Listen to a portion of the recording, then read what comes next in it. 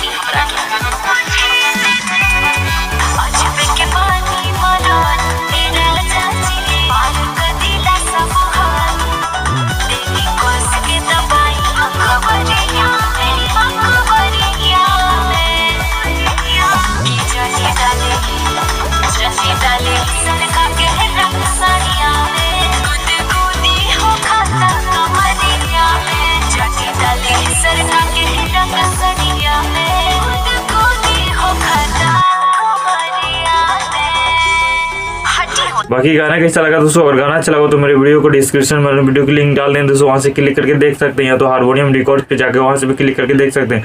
और original video एक बार जरूर सुनिए दोस्तों, गाना शानदार है, लाजवाब है। बाकी वीडियो अच्छा लगा दोस्तों तो चैनल सब्सक्राइब लाइक कर दीजिएगा दोस्तों। थैंक यू सो मच दोस्तों।